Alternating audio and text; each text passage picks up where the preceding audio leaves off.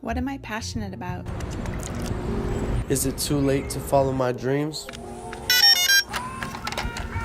How can I get to where I want to be faster?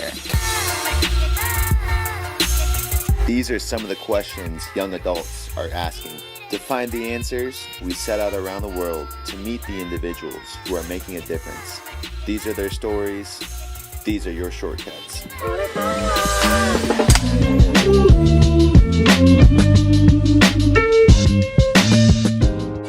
Hey everyone, my name is Jay Shetty. My mission is to make wisdom go viral. I'm a host, filmmaker, and former monk, and I just turned 30. What's your mission? Like, what are you trying to get across to people? I want to spread wisdom at the pace we want entertainment, right? So my mission or mantra is to make wisdom go viral. So what I found is that the most successful people in the world, they choose education over entertainment. And so I thought, how do we take education to everyone in the world who chooses entertainment over education? So I think there's so many insights out there, there's great stories out there, there's great ideas out there, but if we can make them entertaining, if we can make them exciting, if we can make them interesting, then people will watch them as they're running, they'll watch them as they're waking up in the morning, they'll watch them as they're traveling, you know? So it's like, how can we fill the gap with education that feels like entertainment? Business school you were talking about earlier on Monday, you're in business school, and then all of a sudden you had this switch, I'm gonna go be a monk. You know, what was that tipping point and what was that like? Was there a specific moment that you remember, like, you know what, I need to go do this? I think I remember just being blown away by the principle that if you've been blessed with anything, it's a lot more meaningful to use it for something higher than yourself. Absolutely. And that was the tipping point. When I understood that point and I felt and I saw people, role models, who had everything I wanted, everything that I was aspiring for, everything that I was chasing, but I saw that they were using what they had for something more than themselves. They were using it for more than just becoming rich, more than becoming famous, more than having loads of nice stuff. And that was my tipping point. That was noticing people. And that really touched me. It kind of resonated deeply somewhere at the core and moved me to think I should do something more meaningful with my life than what I thought I was going to do. What'd you go from being a monk to where you are now? How about that? Yeah. With that? Yeah, that one was a lot harder. Yeah. It's a lot harder going the other way. So that tipping point was around the belief or realization I had that I felt that if I wanted to share what I had with the world, I'd have to be in the world, in the real world, or however you want to call it. So a common analogy is like if you want to work with people, if you want to help someone, for example, a bodyguard, your hand's got to get wet. You've got to be in the water to help the person out. So if I want to make a difference in the world, I have to be in the world. And in order to do that, I've got to understand what people respond to. And so I found that digital media, social media was all growing. And I felt this is the way we reach most people for free at scale, right? More people today own a smartphone than a toothbrush. More people have access to the internet than they do to even like basic necessities. So the way to reach out to most people is the internet, it is technology. And how has that changed and it really just boosted your brand? You know, it's crazy. I saw your post today, you know, the internet's changed so much. Can you kind of tell our audience like how it's changed and it's helping your brand? Yeah, so I never set out to get on the internet to build a brand. I did it so that we could reach more people. The great thing is that now we can crowdsource change makers from anywhere in the world. So my vision is not to be the only change maker. My vision is to create a community of change makers. So that's what I love about the internet. That's what I love about digital media, that it allows your presence to grow so far that you can find someone who's a change maker in Africa, in India, in South America, all across the world. And that's what it's really done. It's allowed to expand reach at an exponential scale in a way you can't imagine. Like I was saying the other day that I feel really blessed to have had over 1 billion views in less than 12 months. And I can't even understand what that means because it's exponential. And that's what I love about digital, that you will create more opportunities than you even set out to know. The thing for me is like, how did you get to that point or that level where you're just like, you know what, people are gonna give a shit about what I say? You know, how'd you actually know that? You know what I'm saying? I think it takes years of practice. So when I lived as a monk, every day I would go to a university and I'd be speaking to students. So I used to do these sessions that I used to call Think Out Loud. And every night about 50 students would come together from the university. Wow. And I would just talk to them about what I was learning as a monk.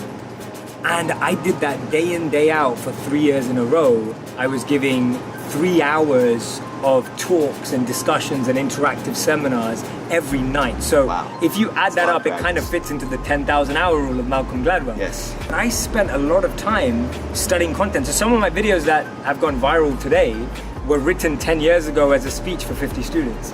You know, what do you want people to be saying about you in 200 years? Yeah, there's a really nice quote. I didn't write this, but I read it somewhere. I don't even know who said it. He said that when I was walking through the cemetery, I was looking at the tombstones and thinking what I'd like to be remembered for. And then I thought to myself, why do I want to be remembered at all? And I'll be honest and say that, yeah, I actually have no desire for legacy apart from the fact that I would prefer it if I was able to penetrate and impact millions and billions of people, but they never even had to trace it back to me. Because that's not what it's about. It's about people making a change in their life, being their own heroes, having their own stories, and impacting their communities. Right. So actually, if everyone forgot about me in 200 years, I'd be okay with that. And I think that's a nice place to be, because it takes the pressure off what Russell Brand called in a series a few years ago called the Messiah complex.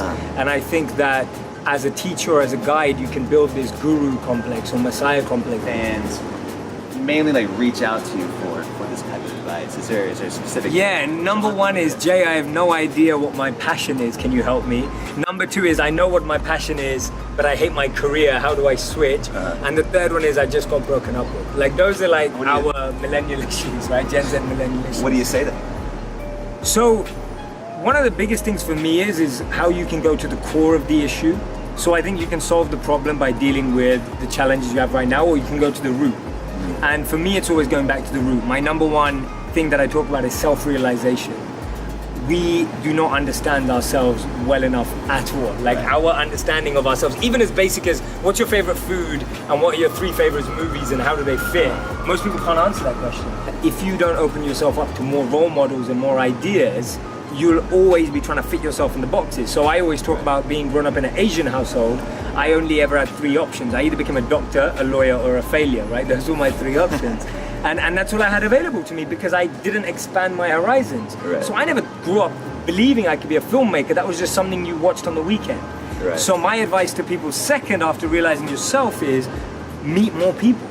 Expand your role models, expand your experiences is the third.